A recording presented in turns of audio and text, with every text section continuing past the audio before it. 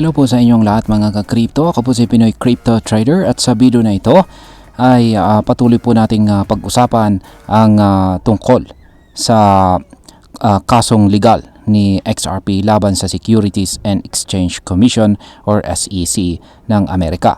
Isa ito sa mga pinaka-importanting kaso sa mundo ng cryptocurrency dahil maaring magtakda ito ng president or pamantayan para sa kung paano po tratuhin ang mga digital assets tulad ni XRP sa ilalim ng batas.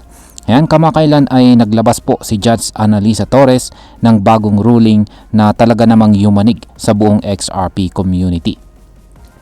Hindi po niya pinagbigyan ang hiling ng SEC at Ripple na agad-agad na maglabas ng indicative ruling. Pero ayon sa mga legal experts tulad ni Ginong John Deaton, Fred Rispoli at saka Bill Morgan, may mga hakbang na kailangan gawin ang parehong panig para magkaroon ng bagong hatol ang korte. Kaya yan, alamin po natin kung ano ang mga ito at paano ito makakaapekto sa atin bilang mga Pinoy crypto traders at investors ni XRP. Simulan po natin sa kung ano po ang sinasabi ni Ginoong John Deaton tungkol sa bagong hatol sa kaso ni XRP. Si Ginoong John Deaton, isa po siyang kilalang tagapagtanggol ng XRP holders, ay nagbigay po ng malinaw na insight sa kung ano ang kailangan gawin ng SEC at ni Ripple para magkaroon ng panibagong judgment sa kaso. Ayon kay Deaton, kailangang tanggapin ng SEC ang kanilang pagkakamali. Ibig sabihin ay kailangang aminin ng ahensya na mali ang pagturing nila kay XRP bilang isang security. Bukod dito, kailangan din ng SEC na makipagtulungan kay Ripple. Dapat nilang gamitin ang mga kasalukuyang panukala sa Kongreso na may kinalaman sa digital assets. Sa madaling salita, dapat po nilang suportahan ang ideya na ang mga crypto tulad ni XRP ay mas kahalintulad ng commodities kaysa securities. Kapag ginawa nila ito, maipapakita nilang hindi talaga saklaw ng SEC ang mga ganitong klase ng asset. Sinabi ni Ginoong Deaton na kailangang patunayan ng SEC na walang napinsalang investor or institution dahil sa pagbebenta ni XRP. Bukod pa rito, dapat ipakita ng SEC na ang kasalukuyang injunction laban kay Ripple ay pumipigil sa negosyo nito, lalo na sa pagbebenta ng XRP sa mga financial institutions. Ngayon is bakit hindi pumayag si si Judge Torres sa hiling ng SEC at Ripple. Ayon po kay Judge Torres, ang hiling ng dalawang panig ay tinatawag niyang procedurally improper. Ibig sabihin ay mali ang naging proseso ng kanilang motion o hiling. Gusto ng SEC na payagan si Ripple na makaiwas sa injunction at ibaba ang kanilang bayaring civil penalty mula $100 million pababa sa $50 million. Pero para mangyari ito, kailangan munang ipakita ng dalawang panig, lalo na ang SEC, na ang kanilang bagong kasunduan ay fair and reasonable at hindi ito salungat sa interes ng publiko. Dito pumapasok ang sinasabi ni Ginoong Deaton at Rispoli kung paano ito maaring maisagawa. Ngayon, dito naman tayo sa kung ano ang sinabi naman ng isang eksperto sa batas na si Ginoong Fred Rispoli. Siya naman po ay sumang-ayon sa mga punto ni Ginoong Deaton. Ayon sa kanya, hindi magiging madali ang pagkuha ng bagong judgment sa kasong ito. Ang kailangan gawin ng SEC at Ripple ay maghain ng isang 25-page motion na detalyado ang lahat ng kasong kanilang binawi or tinigilan na, lalo na yung may kaugnayan sa crypto.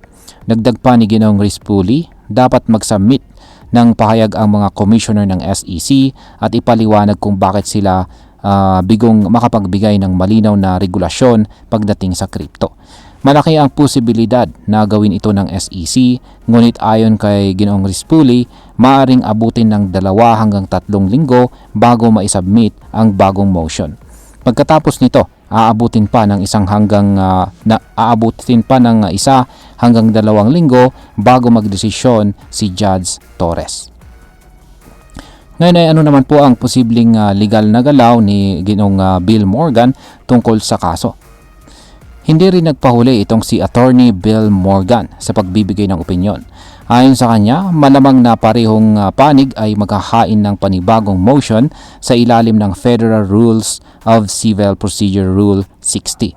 Isa pa sa kanyang ikinokonsidera ay kung kakailanganin pa ng panibagong boto mula sa mga commissioners ng SEC bago tuluyang makipag-areglo sa kaso ni XRP. Ang punto rito ay simple, malayo pa ang lalakbayin ng kasong ito. Hindi ito isang simpleng usapin ng tapos na dahil lamang sa isang ruling. Sa halip, isa itong serye ng legal na proseso kung saan kailangang patunayan ng bawat panig ang kanilang panig sa paraang makikinabang ang publiko at ang crypto industry. Yan.